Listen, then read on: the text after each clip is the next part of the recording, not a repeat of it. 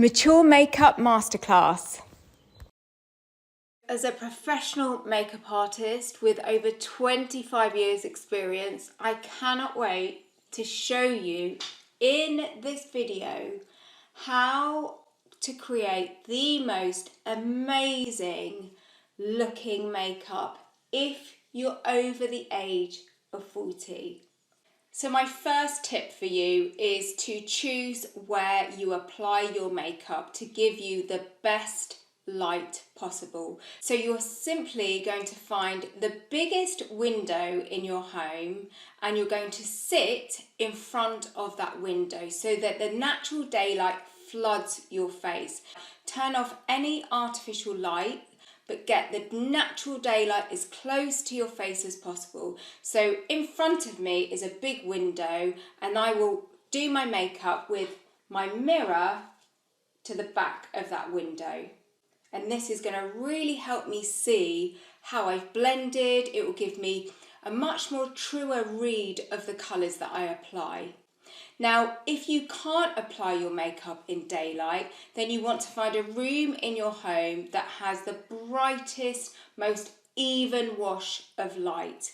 If you can't apply your makeup in natural daylight because perhaps you're getting ready in the evenings or you don't have particularly good window access, then choose a room in your home that has the most even wash of light.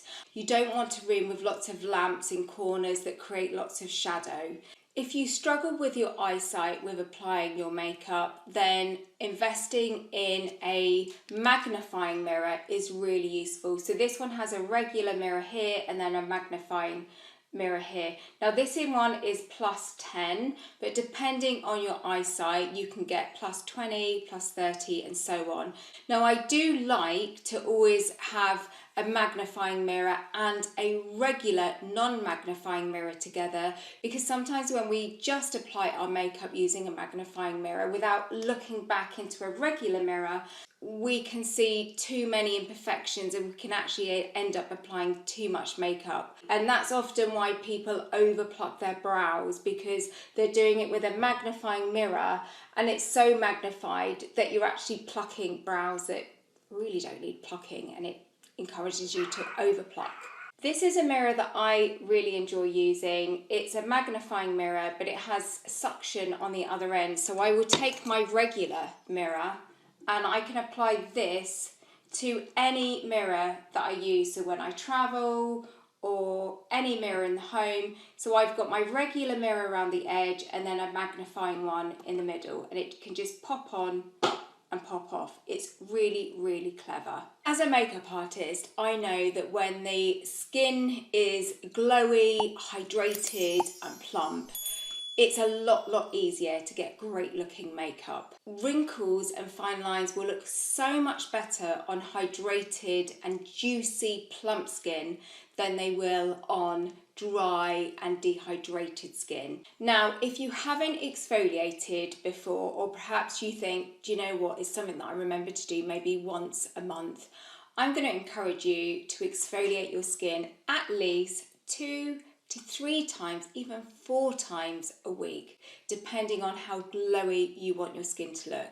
Because when you exfoliate your skin, not only does it decrease the size of our pores, it also creates a much more even tone to our skin. It sloughs off all the dead skin cells, so we're left with a beautiful smooth canvas, which helps our makeup lay so much better on the top.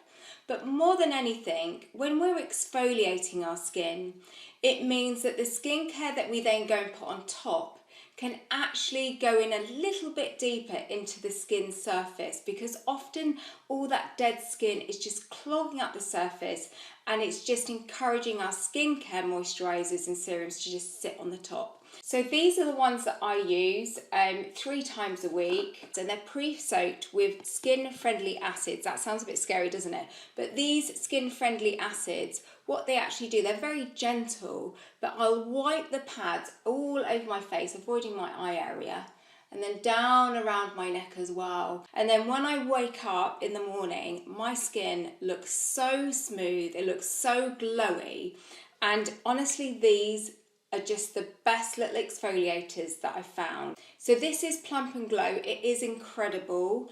And I will use this instead of a daytime moisturiser, because especially in the summer months when, you know, our skin gets quite hot and humid and sweaty, we want our makeup to stay on a little bit longer.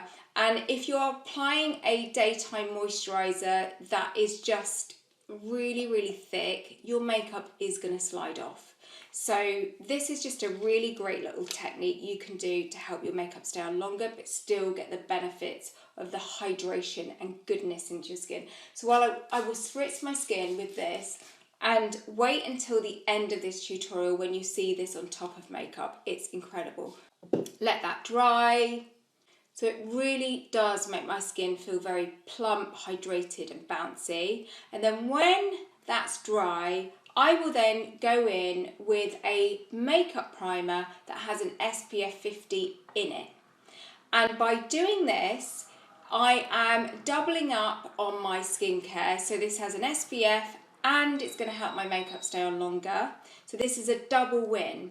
So I will apply this primer all over my face.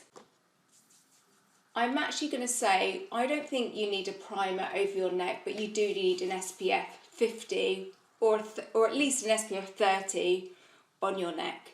And I'll also apply this to my eyes. It has a slight tacky feel to it, but that tackiness in this primer is what helps our makeup adhere to our face for longer and keep our makeup lasting a lot longer.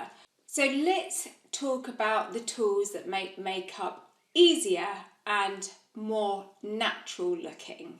Each time you use your makeup brush, get a microfiber cloth, get a microfiber cloth such as this one.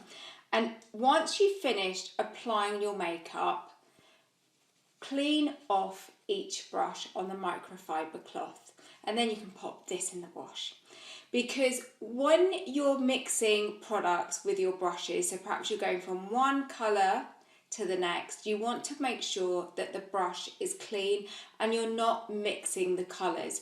So clean every time you go into a new colour or product using a dry microfiber cloth. And when you're using the same makeup brush to blend your makeup, before you go and blend, make sure you've wiped off all the colour and product from the brush, because then when you go and blend, you're actually blending the colour and the product instead of just applying more to your face.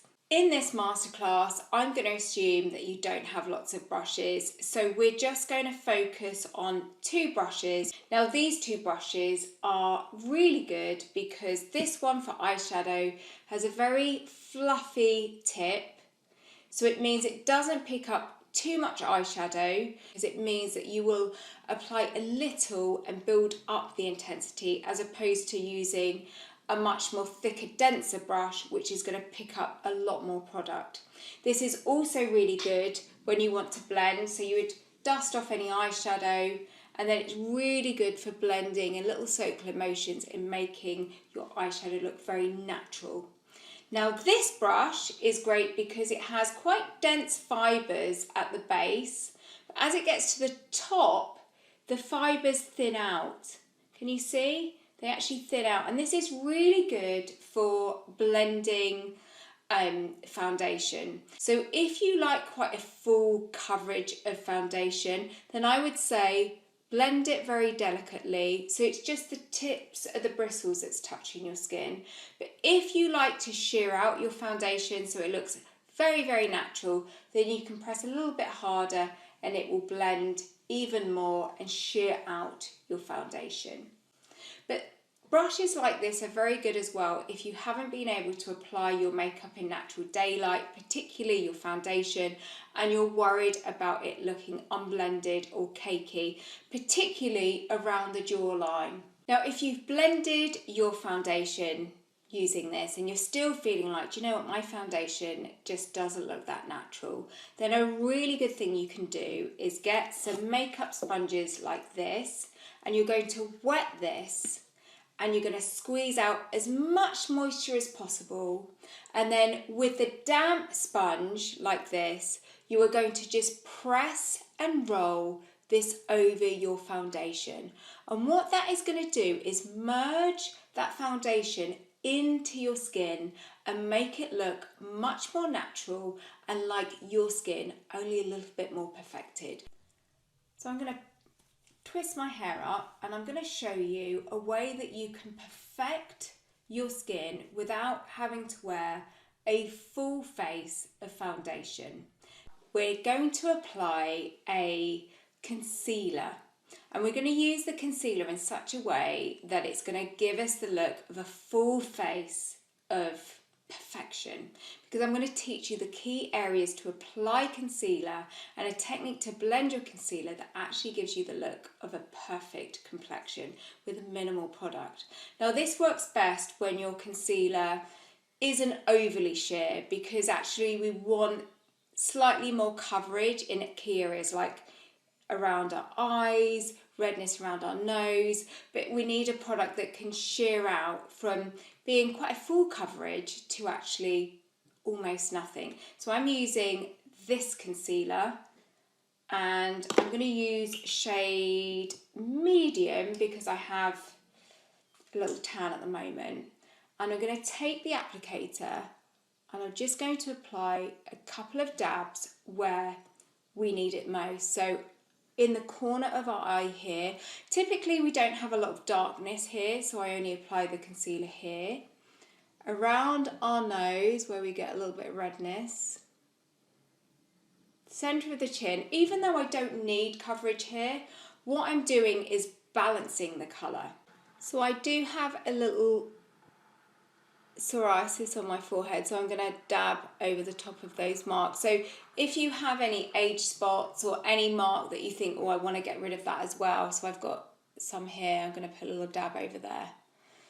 And then with your ring finger, okay, you're just going to pat, you're not going to wipe at this stage, you're just going to pat the colour in, because when we pat the colour gently into the areas that need the most coverage, we will get the best amount of payoff in terms of that concealer. And then areas where we need the least amount of coverage, so normally it's around the edges of our faces, or you know, my eye here, you can see I've pretty much covered the darkness just with a few pats, but I still want to blend that colour out. But because I don't need much coverage here because I don't have the darkness, I will just then kind of feather and wipe so that the product goes seamlessly from where it's needed here when I'm patting, and then feathered out to where I don't need it so much. And then round the nose area I'm going to pat. And when I've got the coverage I want, I then take the leftover that's on my finger and I just blend and feather outwards. Now can you see, I've used such little product, but can you see the difference that it's making? I'm also going to pat over this mark here, on my chin, forehead, pat over the areas that I want to cover, and then just feather into areas that don't need hardly any coverage. Now with the leftovers that's on my finger, I'm just going to apply a little to my brow bone, because when I make my brow bone slightly more perfected, can you see the darkness on my eyes here? That's where I don't have any concealer, but actually I'm making that darkness work for me because it will give the look of a little bit of eyeshadow when I perfect the brow bone here. And then I will take just a touch and put down, can you see just the tiniest amount, just down the centre of my nose. And this will give a subtle contour. Now look at the difference. Very, very natural, minimal product, but slightly more rested than this side. So let's do this side. If you have rosacea, a really easy way to create a little bit of coverage without full face of foundation is to draw what I call concealer whiskers. So you can take your concealer. Now I don't have redness here, but let's pretend I do.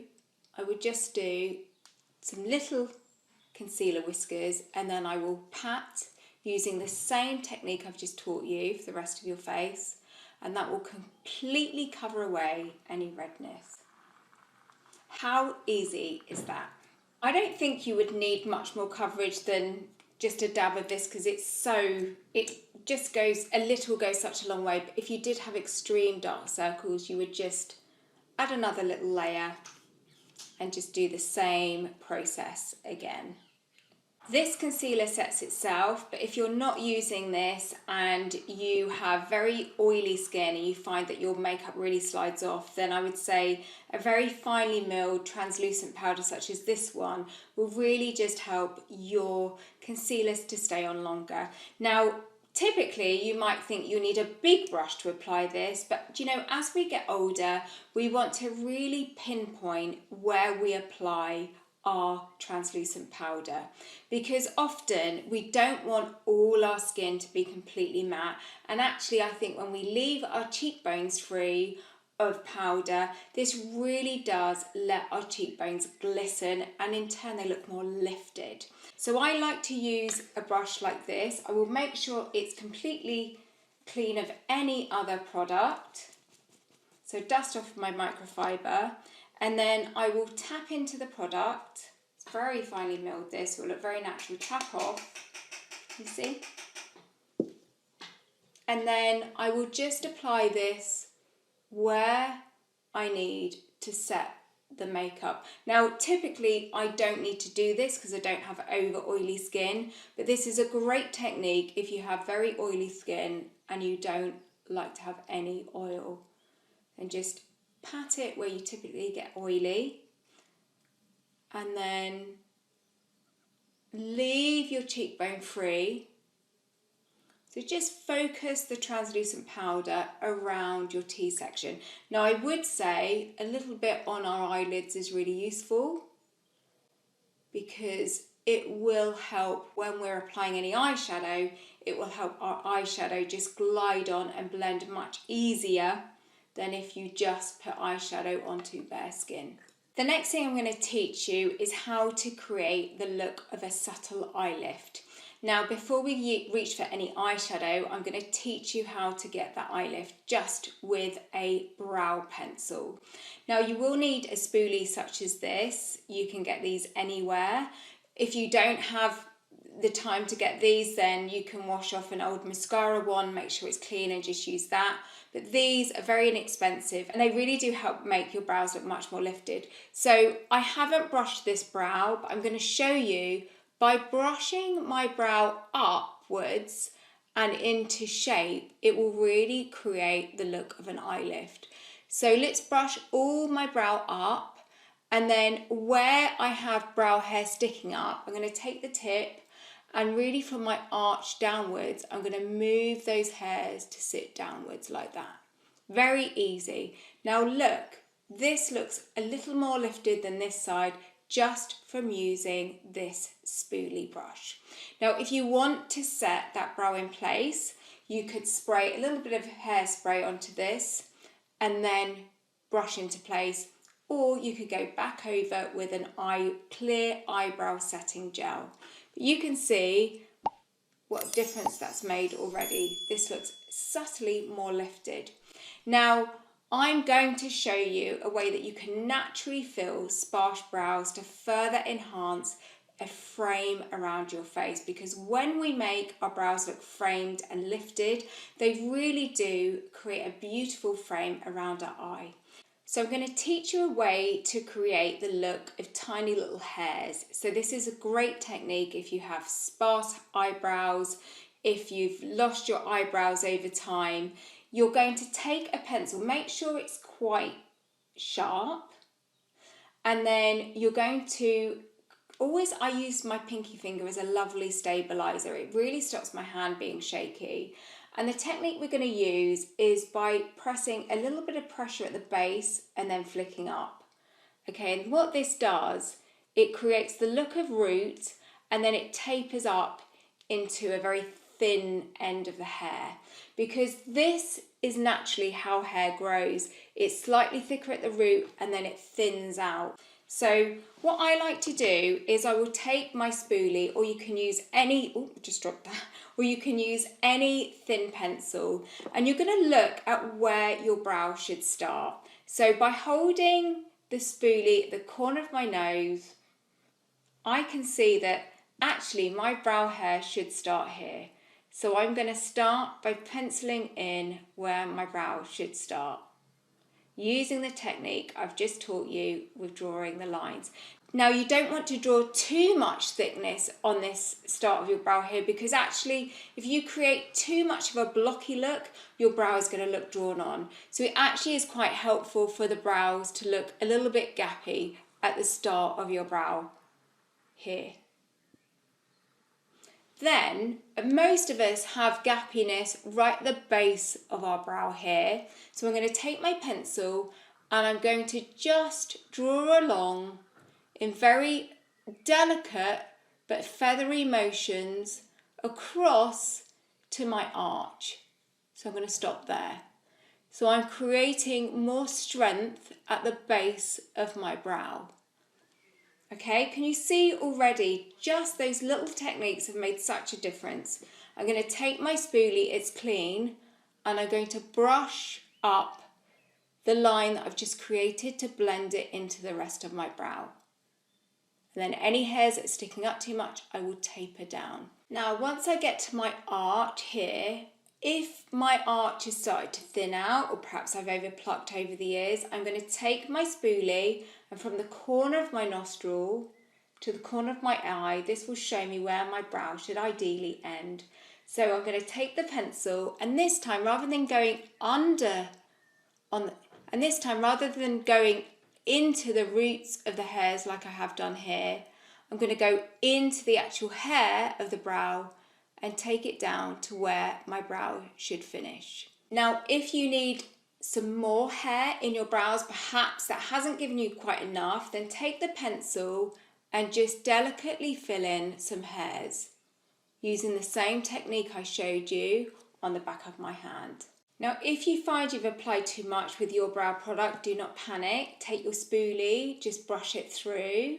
So with the creamy side of this brow pencil, I'm going to apply this just under the arch of my brow, because when I lighten the brow bone under the arch of my brow, this is further going to enhance the look of an eye lift, because we'll have more depth of the colour here, which will in turn create a deeper looking socket, that when this brow bone here looks lighter, it's going to make it look more lifted. Very subtle, but can you see? This eye looks slightly more framed and just ever so slightly more lifted. Before I go on to do this eye, I want to further increase the look of an eye lift here. So to do that, we're going to use some really beautiful neutral toned eyeshadow. So this is the palette that I absolutely swear by for a natural eye makeup look. And all of these colours have been designed to work together. Perhaps you have a similar palette at home, or at least perhaps you have like a mid-tone neutral colour, like a colour like this, this or this. These colours here work really well in the socket to give an eye lift. Now we're going to use this brush, okay, we're going to dust off. We used it for powder before, didn't we? So let's dust that off. And then we're going to today use this tone here. If my skin was lighter and I didn't have self-tan on, I'd probably use this shade. But my skin is a little bit darker today, so let's use this shade here. We're going to coat our brush like so. We're going to tap off. And then we're going to place this where our lids have started to drop. Now, my top tip, before you go to place your eyeshadow on your eye, always dab off a little bit very gently onto a clean palm, because I want you to build up the colour gently, because that way it allows, if you make a mistake, it's easier to kind of dust off than to apply too much shadow and then not know what to do with it. So let's go in to our socket. Now, an easy way to find out the best place for your socket is typically where your lashes hit your hood is a good place to start applying the shadow. We're going to create the shape of a rainbow. Now, my lid it started to go down a little bit, but let's just increase that hood, assuming that if anyone's watching this and has a slightly more hooded look than I do. And by the way, hooded eyes are beautiful. This isn't against hooded eyes. This is a way to make hooded eyes look even more beautiful. So let's just create more of a hood there. Your pinky finger is an excellent stabilizer. Place your brush just where the socket starts, where the eyelashes start to hit, and you're just going to go backwards and forwards over the hood like a little windscreen wiper, painting in a very soft rainbow. Now you'll notice when I'm going side to side, I'm not pressing hard, I'm doing it very gently, and I'm making sure that this brow bone here is free of colour, because we want that to still remain lighter than the colour in our socket. When I finish, you'll see very natural, looks like just some shadowing in my socket. So it doesn't actually look like eyeshadow, but can you see this is making my eye look bigger and it's subtly giving it more of a lift. And that's because this lightness here is in more contrast to the darkness in our socket. And if you have this part of your eye that's hooded, by putting a little bit of a deeper neutral mid-tone shadow here is really going to knock that hood back and in turn make your brow bone look more lifted. Very easy technique to do, but I would advise using a mid-tone matte shadow for that, so it looks really natural. So you could use any of these colours here, or if you did get brave, you could even use this darker shade here. Very, very easy. Now what we're next going to do is, if you want to further play up the lightness of your brow bone here, you can take a Q-tip, dab it in the lighter shade. Now you might have some fancy brushes at home, in which case you don't need to use a Q-tip, but I'm assuming you don't. So I want to show you easy ways to use eyeshadow with minimal brushes. Tap off, and then you're just going to dab this under your brow, on your brow bone.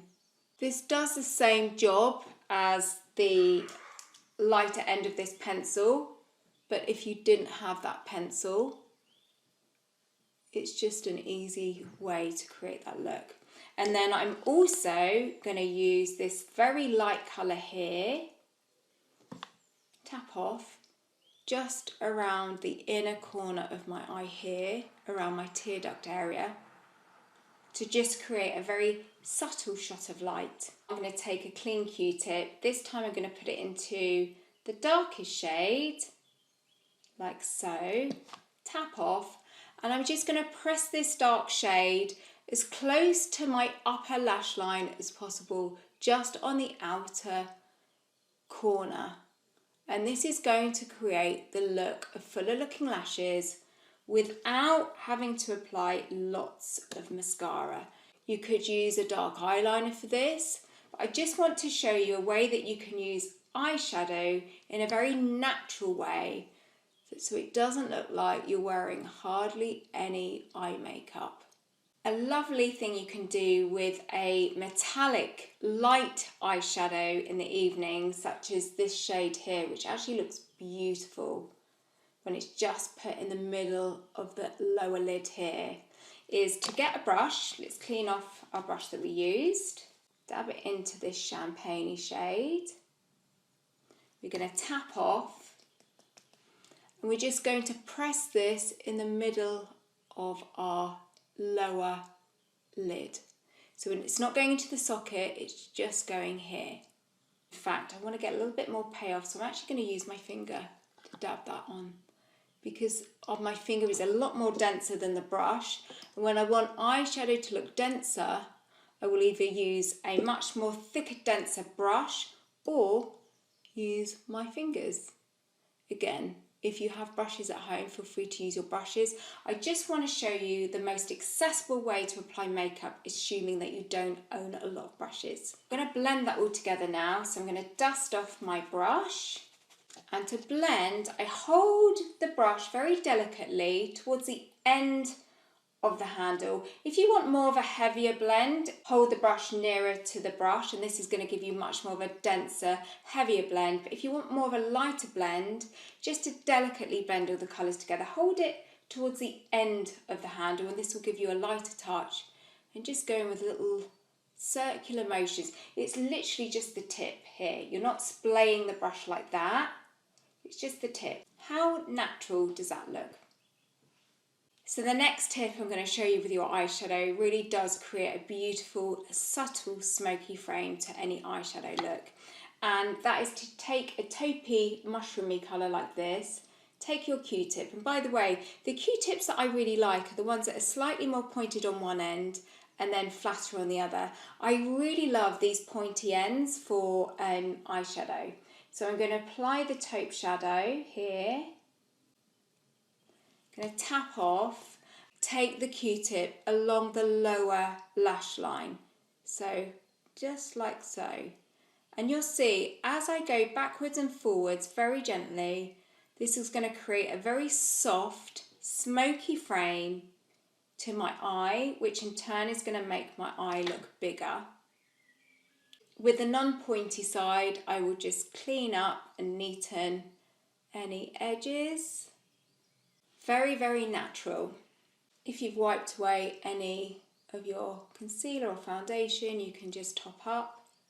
And I always like to do this as I go because, you know, when we apply thin layers of foundation or concealer in areas where we need it most, it will help the product stay on a lot longer. And that's a great technique that when I was doing a lot of bridal makeup on brides and they wanted their makeup to last a lot longer, I would just layer up in very thin layers over and over, and that would really keep the makeup looking very natural, but it would help it last a lot longer. So now let me teach you a really easy technique for creating amazing looking lashes. So for mature eyes, I like to find a smudge proof mascara because as our eyes hood, our lashes can hit onto that hood and create smudging. So I like to find a smudge proof mascara. Now this one has a very thin wand, which makes it amazing for eyes that are mature because as we age, our eyes can slightly get a little bit smaller, perhaps because they're just hooding a little bit. So a thin wand is really helpful. Now, the easiest way to apply mascara is to take the wand and simply hold the wand still, but blink onto the wand. And what this does, it encourages most of the mascara to hit the root of the upper lash line. And when you get most of the product on the root of the upper lash line, that creates the look of volume without having to use lots and lots of mascara. Plus, when you keep the wand still, it's going to keep your lashes in situ and in place, as opposed to when you zigzag your mascara up. Actually, what that can do is create your lashes to intertwine and look cloggy. So just blink onto the mascara. It creates a really natural look and it minimises any lashes sticking together. So I will build up a few layers. You can do one layer for a natural look. I'm going to keep blinking onto the wand because I want quite a lengthening look to my lashes, and this is a very lengthening mascara, which is great because the longer our lashes look, the more open and lifted our eyes look. Okay, so by using a lengthening mascara but creating a lot of volume at the base, we're going to get the best of both worlds. We're going to get the volume and we're going to get the length. Now, the great thing about this wand, it has a very thin tip, so it means I can actually really coat the inner baby lashes that often get missed with a bigger wand. because when we coat every single baby lash, it enhances the frame around our eye and creates a beautiful almond shape to our eye. So just by taking the mascara and focusing on the inner corner lashes and then on the outer corner lashes that often get missed, it really enhances the frame. I'm going to do one more coat. And then my final tip is, once you've got your look, take your wand and gently bounce the wand on the very tips of your lashes. And it creates a beautiful, beautiful long lash effect, especially with this mascara. So for your bottom lashes, because this is a smudge proof mascara, you don't have to worry about it transferring. So I'm going to just bounce the wand on my lower lash line, and again I will turn the wand vertically to coat on the inner corners and the outer corners, so I get a full frame of lashes. So subtle, but it's made a big difference. I'm going to do this eye, and I'm going to fast forward so you don't have to watch it again, and then I'm going to teach you about blush placement to give your cheekbones a lift and a way that you can make your lips look really full and juicy just using a lip liner and a really clever placement of gloss. So I've now completed both eyes. I think it looks really natural, but it has enhanced and framed them, given them a subtle lift. Now I'm going to show you how you can lift your cheekbones with clever placement of blush. So this is one of my all-time favourite blushes. It's a lovely liquid blush, and when it goes on, just need the tiniest amount, it really gives a beautiful glowy boost to your cheekbones. And remember what I was telling you about when I created more radiance on my face. When you have products on your skin that reflect the light, that is what's going to give our skin that luminosity and the look of a more lifted, juicy, bouncy skin, which always looks more youthful. So I'm going to take a little bit onto my fingertip, and for placement of where you want your cheek to look more lifted, the trick is to go from the very edge of your iris here. If you smile, go from the edge here. We're going to start by pushing the blush into our cheek here. Okay, we're not going to go from the middle because that's going to give us more of a kind of natural flush to our cheeks, which can look very pretty. But for lift, we're going to go from the corner of our iris. So let's dab on, and then once we've dabbed on, we're going to do circular motions up towards the top of our ear here. I'm going to add a little bit more on because I like to do a little and then blend upwards. So you're not blending downwards, you're always blending upwards, following the cheekbone. I'm going to add a bit more so you can see the difference that it makes. Can you see? It's added sculpt, and I think it's just made this side of the face look slightly more sculpted, and this looks a little bit more flat at the moment because I've sculpted the cheek, but it looks very, very natural. Let me add a little bit more on. I typically wouldn't apply more than this, but for the sake of this tutorial, because I want you to see a difference on camera, I think it's important. Now sometimes if you apply too much on your finger, use a clean finger to blend upwards because that's quite helpful. Now you can see it's really starting to chisel in that cheekbone. If you look here, this side is looking a little flatter, this side is looking slightly more sculpted. So let's do the same on the other side. Going to go down from the corner of the iris, tap, and blend in circular motions up towards the top of the ear. Really easy to do. A little goes a long way, so you just need a touch. So this is looking really natural, but it's giving me a subtle lift. And if you want to increase the look of lift your cheekbones, then I would say take your radiance booster, put a little bit on the back of your hand, just a touch, and with a clean finger, just dot onto the tops of your cheekbones. This is further going to create the look of light onto the top of your cheekbones, which in turn is going to make your cheekbones look higher.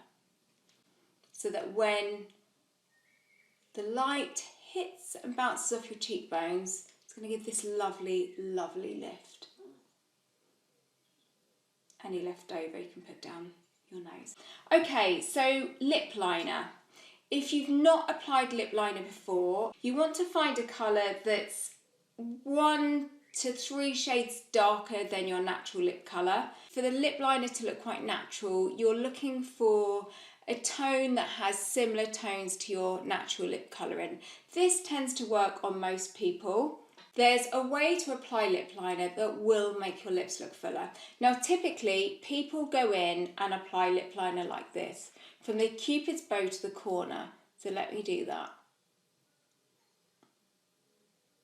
Now there's nothing wrong with this technique, but you'll see by applying it slightly differently, you're going to encourage the lip liner to actually sit on the very rim of your lip. You're not going to go over the lip, but you'll see this is sitting just underneath the rim of my lip. You can see the rim because it's slightly white there. So, but by applying the lip liner from the corner to the cupid's bow, this encourages the lip liner to really hug the rim of the lip, which makes your lips look fuller. So let me show you so you can see the difference. I use my pinky finger as my stabiliser, and I'm doing little feathery strokes.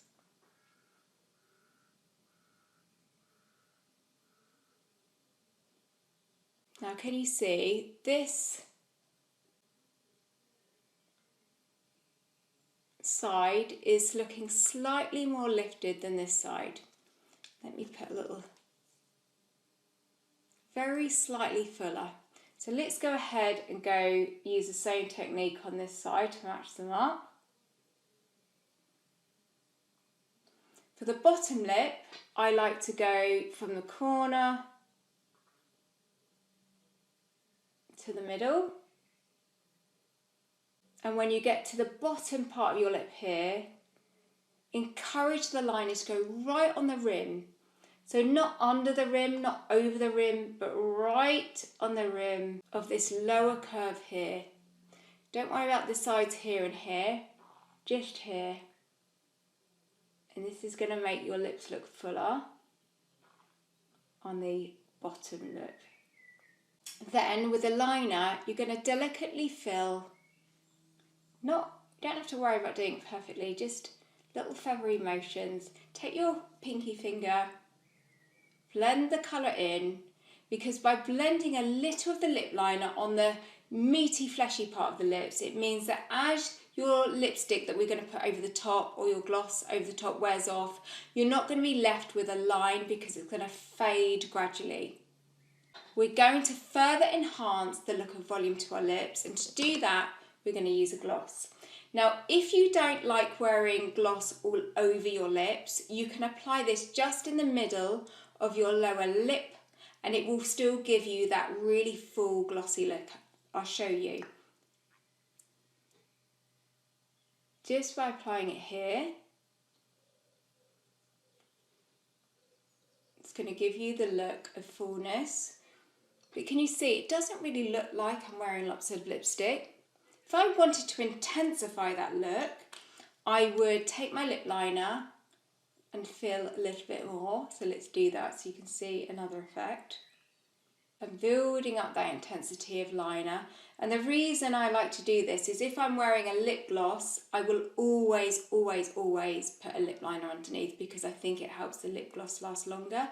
But even if I was wearing lipstick over the top, I would still do the same because I think it just creates more definition to our lip shape. And this time I'm going to apply the gloss all over for a really full lip look, and then I'm going to show you a really clever technique to make them look even fuller. If I wanted to further increase that, then on the other end of this lip liner is a creamy liner, and I will simply draw a little bit of lightness in the lower lip blend. And what this does is just by putting a little bit of lightness in the lower lip, it creates the look of a beautiful kind of bee stung effect to your lips. So I think that's a really pretty natural look. Now, do you remember I said to you at the end, I was going to show you what this looks like over your makeup. This is a beautiful way to finish any makeup look, which makes your makeup look just even more glowy and radiant. So I'm going to take this Plump and Glow, give it a shake, and then I'm just going to spray this over my makeup. Dry that, and can you see it's creating just a juicy, hydrated look to my skin. And remember what I said at the start of this video, if you have fine lines and wrinkles look so much more lovelier and prettier on hydrated and juicy looking skin than dehydrated and very flat looking skin. So this has given a really lovely juicy glow. I've got so much more to teach you, so if you want to learn even more, comment beauty secrets and I will send you my free 7-day beauty secrets course. You're going to absolutely love it. And if you want to see even more of my tips and tricks, then please visit Beauty in the Boutique, which is a company I founded 15 years ago, where I show you all my hand-picked makeup must-haves, as well as giving you all my expertise in a whole host of tutorials. You're going to absolutely love it. Thank you so much for watching. I really appreciate it, and I'll see you again in another tutorial.